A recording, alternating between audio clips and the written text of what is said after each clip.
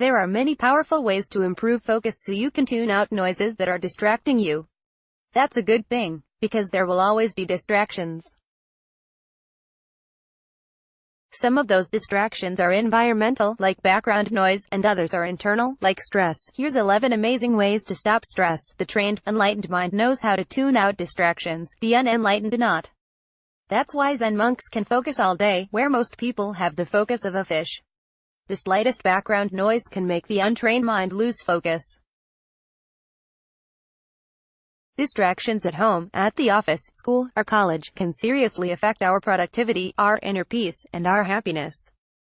Thankfully, there are smart ways in which we can block or tune out background noises. Doing so enables us to focus for longer, so we can keep our focus and be inwardly peaceful. Ways to cut out noise. Focusing meditation for 10 minutes provides focus for days. Use earplugs, listen to meditation music, make changes to our home, office, study space, or simply move to another room. Sleep better so we're less irritable. Eat properly, because you're not you when you're hungry. Thanks, Snickers.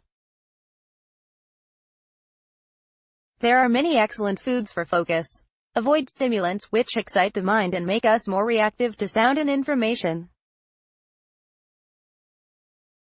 Use noise-canceling equipment. How bad is your mental focus? Many people have it bad. Some people have monkey mind. Read grounding meditations for monkey mind. Some people suffer from misophonia, hypersensitivity to noise. This is no mere distraction. People with misophonia can suffer from depression, anxiety, and extreme anger caused by noise. That's the extreme case. Many others suffer from general noise sensitivity. A scientific study looked at 65,000 people and discovered that half of all workers are stressed by noises at work. This is a failure of government and big corporations. We here at the Daily Meditation are advocating for companies and the government to do more to lower noise levels at work so employees are healthier. Sadly, many people ignore these needs. Many people who are sensitive to noise are judgmentally labeled as high-strung, even though scientific research shows that sounds do indeed have real physiological effects and can seriously reduce productivity, performance, and inner peace. Noise can lead to stress. This causes a raise in heartbeat, increase in pulse, digestive problems, and many other health complications. If those background noises are getting your blood up, there are 12 excellent techniques I recommend for dealing with stress. But what about the noise? If you, like me, are hypersensitive to sound, you may have looked for solutions without success. Some of the obvious strategies simply don't work for us.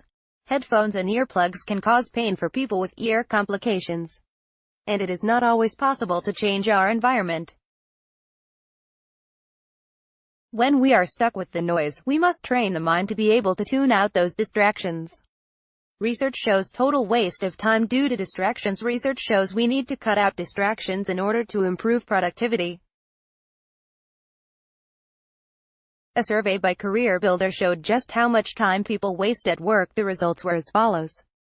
Time wasted by employees at work: 25% waste 1 hour, 33% waste 2 hours, 17% waste 3 hours, 10% waste 4 hours, 16% waste 5 hours or more. Top sources of distractions at work: cell phone, 55% internet, 41% gossip, 39% social media, 37% coworkers stopping by, 27% smoking, 27% email, 26% meetings, 24% noisy coworkers, 20% sitting in a cubicle, 9% phones are the number one distraction.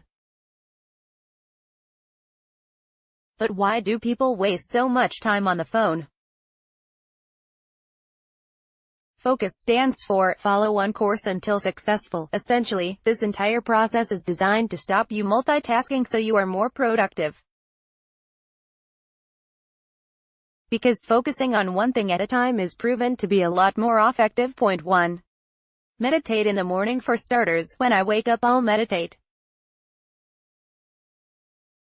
Because if I don't meditate, my monkey mind will hit the roof and my focus will be all over the place. So to start, sit yourself down in the morning and meditate, or just do it in bed. If you've never meditated before, then read this guide to beginners meditation, and also join us on Facebook because you'll learn a ton about meditation there. After you've meditated for 20 minutes, you will have focus temporarily. But here's the problem. You may very well lose your focus because as you go through your day, there'll be more distractions vying for your attention than there are stars in sky. After meditating, you'll have focus, but you will lose it if you don't do the next step. Point 2. Choose one thing to do when you're ready to finish your meditation. Ask yourself, what's the next thing I have to do? Simple, right? Just ask yourself what the next thing you have to do is. Not the 100 next things you have to do, the one thing you have to do. If you have to eat breakfast, eating breakfast is the answer. Right answer, eat breakfast. Wrong answer, well, I have to have something to eat, and then I have to shower, and then brush my teeth, then I'll have to phone work, I suppose. Stop it. Decide the one action you must take next. Meditate while doing that one action. 3. Take a short break when you finish doing that one thing. Take a short break to just focus on breathing. This is very important. As you were completing your one action from above, you will have started to think about other things. You're eating breakfast, but you're thinking about your meeting at work. If you don't erase those thoughts, they'll multiply until they're swarming in your mind. Basic snowball effect. The one little thought gets bigger and bigger and bigger until that little snowball becomes a real issue. So take a moment to focus on your breathing. This will clear your mind like cleansing scrubs clear your skin. Consider how many times you wash your hands a day. You should wash your mind as frequently, so take a quick break to clear your mind. Point 4. Focus on the next thing. Decide on the next one thing you have to do. Do that, Mindy, and repeat. Point 5. Use your breath. If it's sometime during the day you lose your focus, stop. Do breathing meditation, Anapanasati, for 20 minutes. How to train the mind to tune out noise and distractions. 1. Use this powerful mudra for focus. You can use a mudra called the Hakini mudra to focus your mind. Mudras are hand gestures used in meditation in different belief systems. Science shows that mudras can boost mental performance. One mudra is especially important for mental focus. It's called the Hakini mudra, and it is simple to do. By holding our hands in the position described in that link above, we boost both focus and positivity. This creates positive energy that will relax the mind and increase concentration. Point 2.